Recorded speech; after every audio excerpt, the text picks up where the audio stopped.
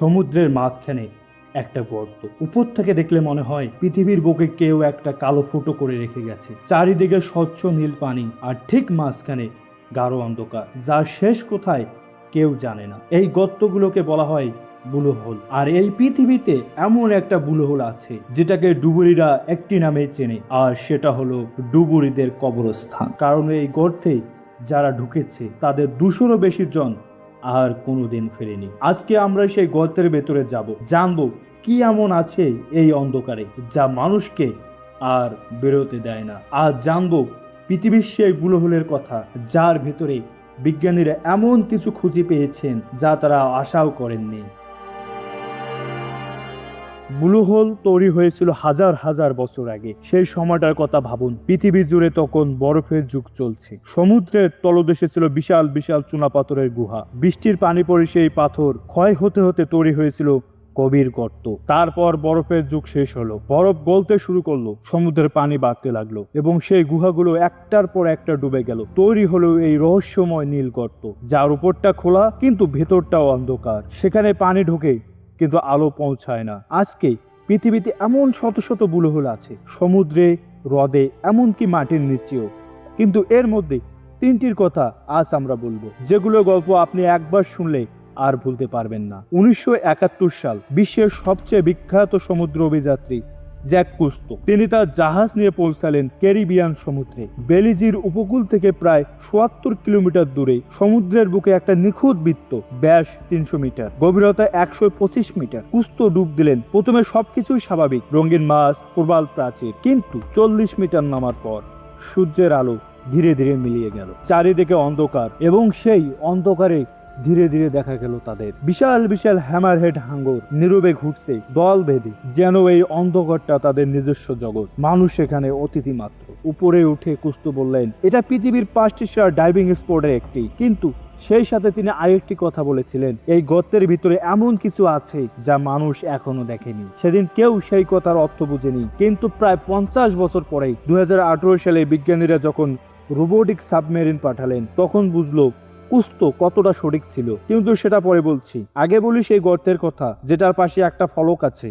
সেই ফলকে লেখা আছে নামের তালিকা, যারা এই গর্তে ঢুকেছে আর কোনোদিন ফিরেনি। মিশর, লাল সাগরের তীর, দাহাব নামে ছোট্ট একটা শহর। এখানকার ব্লু হোলটা দেখতে অন্যগুলোর মতোই, কিন্তু এর পাশে দাঁড়ালে একটা জিনিস চোখে পড়ে, একটা পাথরের ফলক, তাতে লেখা অনেকগুলো নাম, আর প্রতিটি নামের পাশেই একটি করে তারিখ। এরা সবাই ডুবুরি, সবাই এই গর্তে ঢুকেছিল, কেউ ফেরেননি। এখনো পর্যন্ত সেই সংখ্যাটা 200-রও বেশি। কিন্তু কেন? গর্তটা তো এমন কিছু অস্বাভাবিক বড় নয়, গভীরতা 130 মিটার। অনেক ডুবুরি এর চেয়ে গভীরে যান। তাহলে এখানে কি এমন আছে যা মানুষকে আটকে রাখে? উত্তরটা আছে 55 মিটার গভীরে। সেখানে গর্তের দেওয়ালে একটা সুড়ঙ্গ। সুড়ঙ্গটা সরাসরি খোলা সমুদ্রে বের হয়। অনেক ডুবুরি সেই সুড়ঙ্গ দিয়ে বের হওয়ার চেষ্টা করেন, কিন্তু 55 মিটার গভীরে নাইট্রোজেনের চাপে মানুষের মস্তিষ্ক ঠিক মতো কাজ করে না। একটা অদ্ভুত ঘোরের মধ্যে চলে যায় মানুষ, দিক গুলিয়ে যায়, উপর নিচ বোঝা যায় না, এবং সেই অবস্থায় সুড়ঙ্গের মুখ খুঁজে না পেয়ে অক্সিজেনের অভাব দেখা দেয়, আর তারা সেখানেই থেকে যায়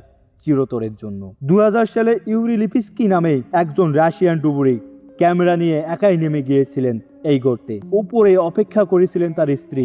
বিকেল গড়িয়ে সন্ধ্যা, সন্ধ্যা গড়িয়ে রাত, ইউরি আর উঠলেন না। পরে তার ক্যামেরা উদ্ধার হয়েছিল। ফুটেজে যা দেখা গেছে, একা অন্ধকারে ধীরে ধীরে তলিয়ে যাচ্ছেন তিনি। সেই ফুটেজ আজও ইন্টারনেটে আছে, কিন্তু আমি সেটা এখানে দেখাবো না, কারণ কিছু কিছু জিনিস একবার দেখলে আর মন থেকে মোছা যায় না। ইউরির শরীর আজও সেই গর্তের তলায়, তোলা যায়নি, কারণ যেতে গেলে আরেকটা নাম যোগ হবে এই পাথরের ফলকে। এবার আসি সেই 3য় গর্তের কথায়। 2016 সাল দক্ষিণ চীন সাগরে চীনা বিজ্ঞানীরা খুঁজে পেলেন পৃথিবীর এখনো পর্যন্ত সবচেয়ে গভীর ব্লু হোল। গভীরতা 300 মিটারেরও বেশি। এর ভেতরে একটা 30 তলা বিল্ডিং রাখলেও উপর থেকে দেখা যাবে না। নাম রাখা হলো ড্রাগন হোল। বিজ্ঞানীরা রোবোটিক সাবমেরিন পাঠালেন ভেতরে। 90 মিটারের নিচে গিয়ে সাবমেরিন দেখলো পানি একদম স্থির, কোনো স্রোত নেই, অক্সিজেন প্রায় শূন্য।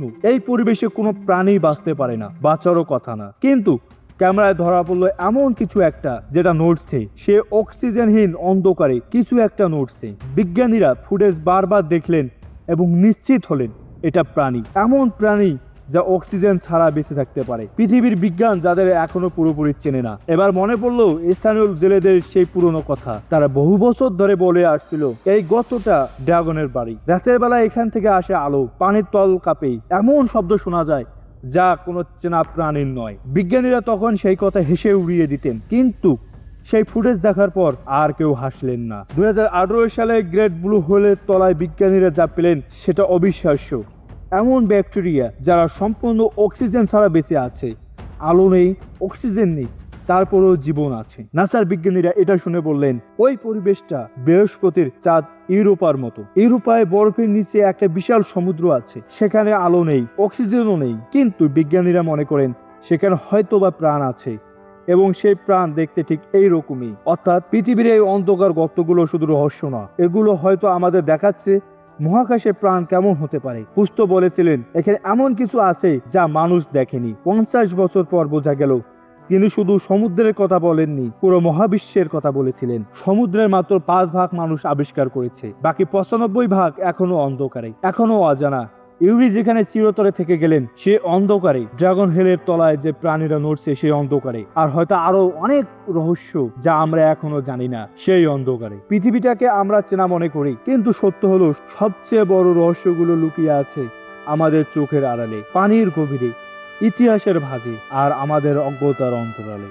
ভিডিওটি ভালো লাগলে একটি লাইক করুন, বন্ধুদের সাথে শেয়ার করতে ভুলবেন না, আর কমেন্ট করে জানান এই 3টি গর্তের মধ্যে কোনটায় আপনি ডুব দিতে সাহস করতেন। আর অদৃশ্য অন্তরাল সাবস্ক্রাইব করে রাখুন, পরের রহস্য আরো গভীর।